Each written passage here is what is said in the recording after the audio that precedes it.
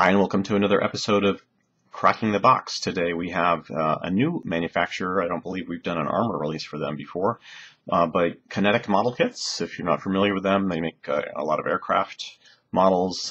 This one is the M-ATV, mine-resistant, ambush-protected MRAP, all-terrain vehicle. And I'm not too familiar on this specific vehicle. Obviously, there's a couple of these out right now, slightly different variations. This one shows decals printed by Cartograph and decal design by Cross Delta. It's in a 1/35th scale, obviously. Let's take a look. I'd already opened this earlier and had to restart my video because of a phone call. But basically, I was looking at the tires. Very nondescript, no lettering, which is the way they appear on the box. So I'm assuming that maybe this is the real deal in terms of actual field use. Treads look good. I don't know what it is about some of the rubber coming out of the Far East, but it smells not always good. So that's something I would probably, if they're listening to this video, I'd probably take a look at. Because people don't like smelly rubber. All right, so let me see if I can get. I'm gonna try to do this and see if I can get maybe a. I'm not sure it'll work that way though. Is that too close? Not enough contrast there for the clear pieces, but let's see if I can get this to work. So you've got the clear pieces, obviously. And they look pretty good. And then we've got the beige plastic, styrene plastic, and we'll take a look at, we've got the hood piece, which looks pretty good. I think I'm going to go down one box, so a little further out. Yeah, that might be easier.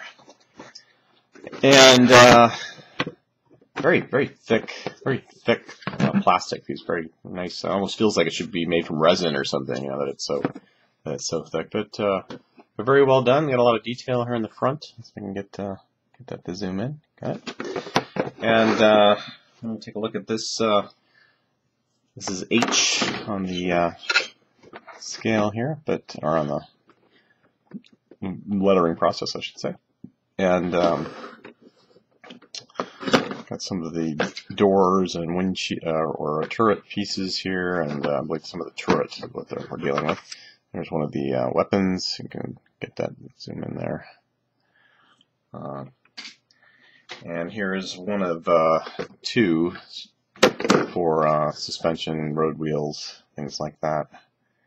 Again, nice detail there. Some of the springs.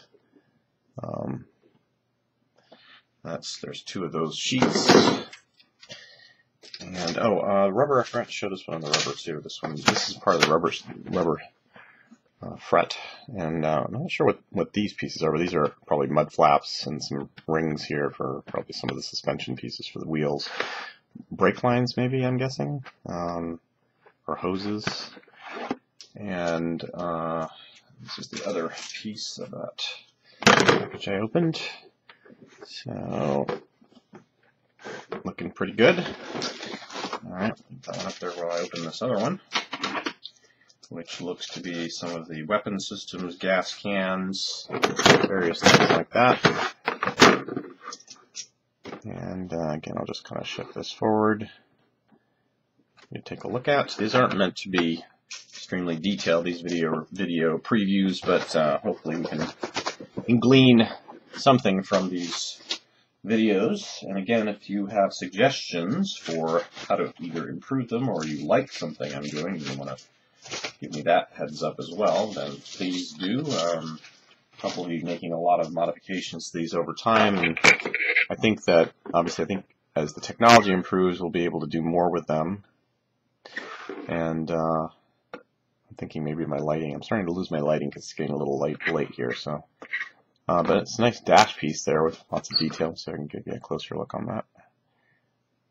Come on, camera. There we go. Briefly kind of fades in and out, but and we've got the top cover sure how that works. Is that part of the underside? I'm not sure if that's part of the shielded underside or what piece that is, but it's kind of rounded, I don't know if you can see, yeah, from that angle. And this is part of the suspension and so forth. And again, some more doors and suspension pieces. I'll flip those over to the side.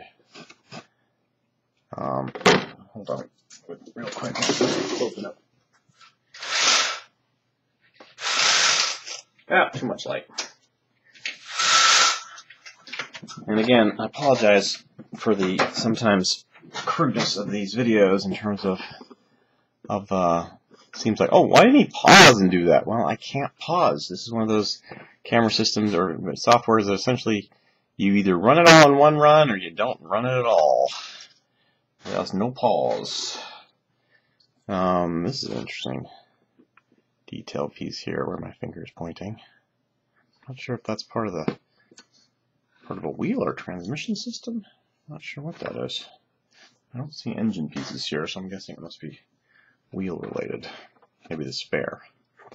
And then this is the final piece for the plastic anyways. And some of the fine detail here. Yeah, this is good. Looks good quality production in terms of production quality. Not seeing any flash or, you know, you've got pieces like this little small piece up there. You can see windshield wiper, I believe. So let's go ahead and take a look quick at the decal sheet. And they've got, I'll turn it around, it's upside down. Excuse me. Let's see if I can get it in closer for you guys. Obviously some different numbering there and so forth. And then we have a very small photo-etch sheet, which let me take it out of the plastic here so we can get rid of this glare. And again, very small little grating there, or screen, and some other pieces. I'm surprised there's not more photo-etch for a vehicle, a modern vehicle, but maybe they were able to accomplish everything you could do in plastic, so that's a good thing sometimes. And that's a sheet for the decals. And then we have we've got the instructions, or an insert here. An insert for, obviously, another manufacturer, Jay's work, which includes some of the kind of cool diorama stuff that you could potentially mix with this. And the instruction sheet itself, or the instruction manual, and it is 30 plus pages, showing you the screw layouts and all the parts, and going into a step-by-step, obviously, with some English labeling here for the suspension, rear suspension, kind of, you know, naming various areas, but most of it's in pretty typical step-by-step diagramming stuff.